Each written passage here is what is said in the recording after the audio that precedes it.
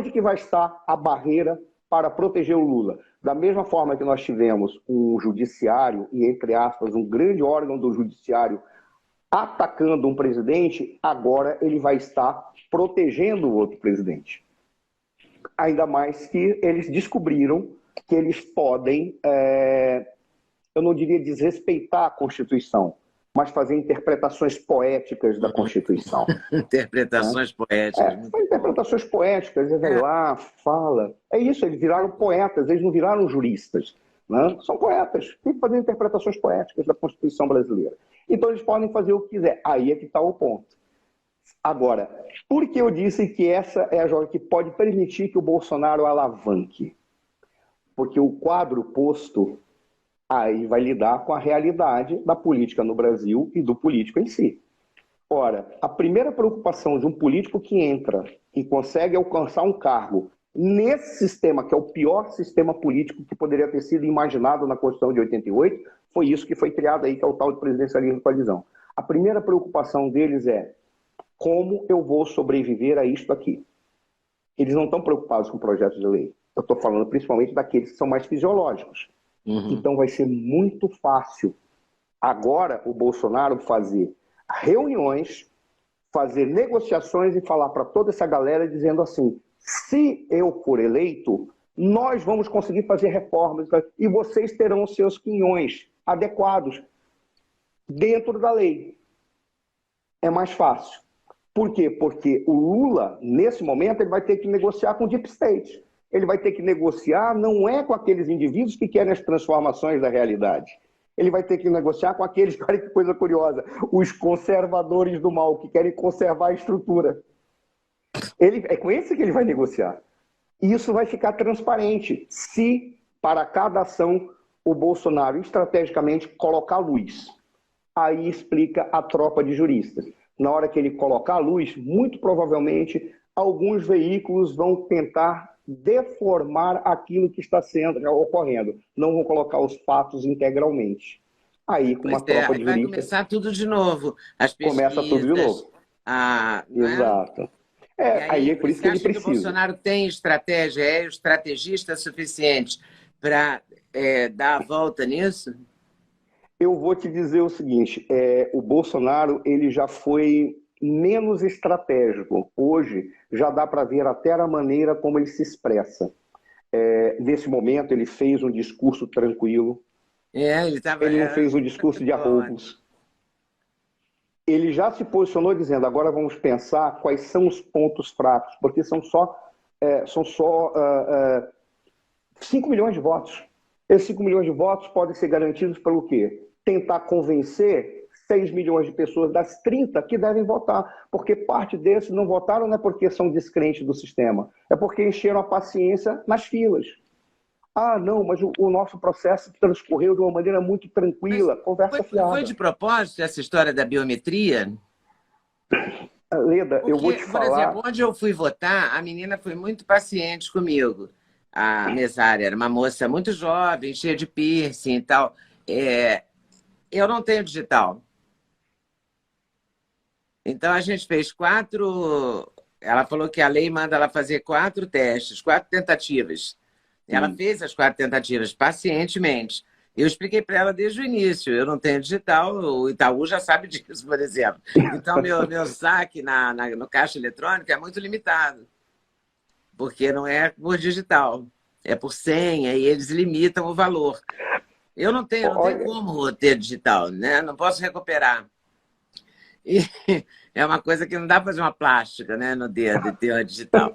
E ela ficou lá, coitada, tentando fazer e tal. Bom, finalmente ela aceitou que eu votasse, deu tudo certo, mas ela fez lá o teste que a lei, segundo ela, mandava. E tinha uma fila de, sei lá, 2 quilômetros para entrar no colégio que eu votar. Eu não sei se eu teria paciência, se as pessoas têm paciência para ficar na fila tantas horas. Muita gente foi embora. Eu vi pessoas desistindo na minha frente. Desistiram, simplesmente informaram, eu não vou ficar aqui. Isso é um abuso, isso é um absurdo, e ficam indignadas. Sim, mas o TSE não existe para organizar a eleição. A função do TSE só existe para isso, não tem outra missão. É só essa. Eles trabalham a cada 2 anos exatamente para que isso funcione pra isso. adequadamente. É só para isso. Eles não servem para mais nada. Eles não Desculpa, conseguem fazer uma coisa direita, não é não tem estranho, né? como. Olha que coisa curiosa. Você falou a questão da digital. Aí, quando eu baixei o meu título, está escrito lá. Problemas na indicação, estava incompleta a identificação, o registro biométrico, né? Eu acho que é O isso. meu não, Aí o meu estava está lá, ou dizendo que seja, o meu registro biométrico está ótimo. não, aí, mas olha que coisa curiosa, estava lá. Aí tem um detalhe, eu nunca fiz a marcação da biometria. Eu também Eu nunca nunca fiz. fiz. Mas eles disseram que pegaram dos Detrans. Olha, que coisa assustadora. Como é que eles pegam uma biometria de um Detran e jogam para o processo eleitoral? Qual é a legalidade ou qual é como que eles podem fazer isso? Porque eles estão utilizando informações minhas que É, não passei para tem eles, a minha autorização, é. sem a minha autorização. Eu não autorizei que eles pegassem minhas informações, minha biometria do Detran. E por quando eu cheguei lá, eu disse, olha, eu nunca fiz a biometria, porque eu transferi o meu título do Rio Grande do Sul para São Paulo. Eu também E ainda, transferi o meu do Rio para São Paulo. olha que coisa. Aí eu No meu cheguei está lá, botei escrito que eu o... fiz a biometria, mas eu não fiz. Eu nunca fiz. Eu fiz pela Quando eu internet botei o a dedo, transferência. Eu nem saí de casa para fazer a transferência do olha, título. Leda, foi assustador que eu botei o dedo e a moça, não, funcionou, tá maravilhosa a biometria. Eu peguei assim, fiz assim com o meu título, mostrei para ela. Mas aqui está dizendo que eu não tenho. Ah, não, arranjaram em algum lugar. Meu Deus do céu, algum lugar. A sorte é que aqueles mesários eram muito gente boa, só gente Muito. agradável, gentil.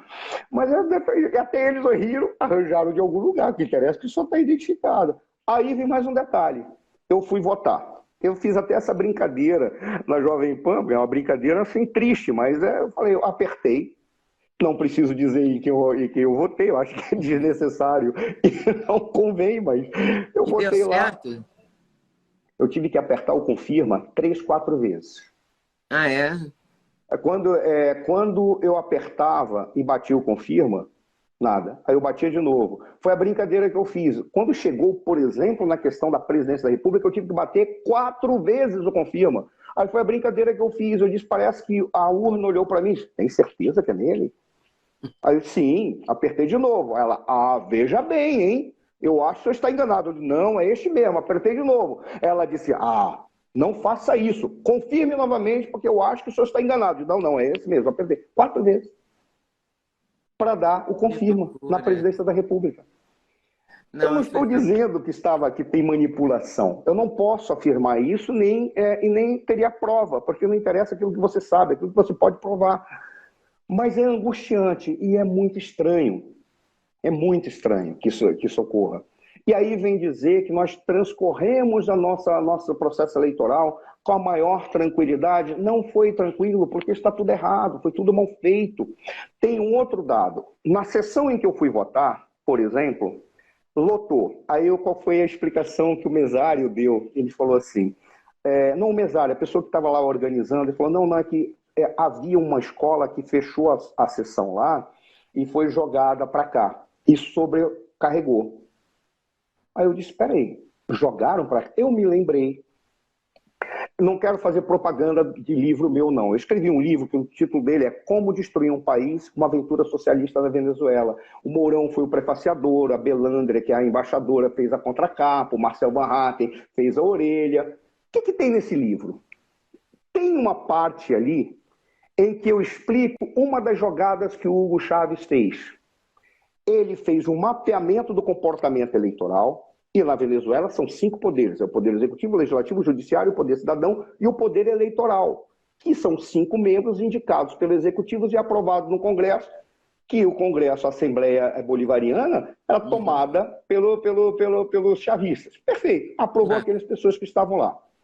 O que foi que eles fizeram? O CNE fez o mapeamento, fundiu zonas e sessões eleitorais de acordo com o interesse e tendências de voto, porque era uma população que estava ou não já identificada com o presidente Chávez.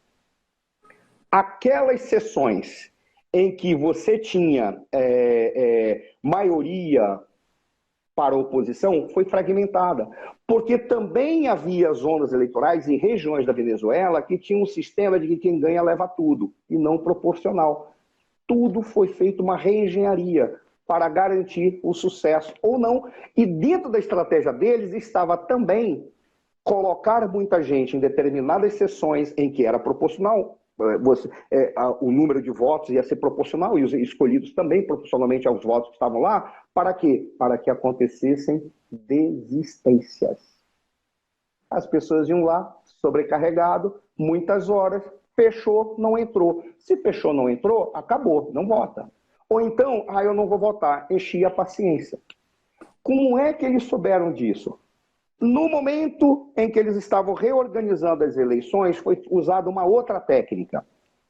Eles têm, agora eu me esqueço os termos, porque faz quase 2 anos que eu não leio nem estudo. Eles declararam todos os partidos como ilegítimos e teriam que se reconstruir, recadastrar no sistema eleitoral deles pelo Conselho Nacional Eleitoral. Por qual razão? Porque eles chegaram à conclusão que o número de representantes eleitos ou o número de militantes afiliados não correspondia à proporção do eleitorado ou de representantes de forma tal que deveria ser revisto para saber se havia correspondência real ou não. Então, eles simplesmente descredenciaram todos os partidos. O primeiro partido a ser credenciado, e quase não foi o PSUV. Não, esse corresponde. Os demais foi atrasado. Onde que está a jogada?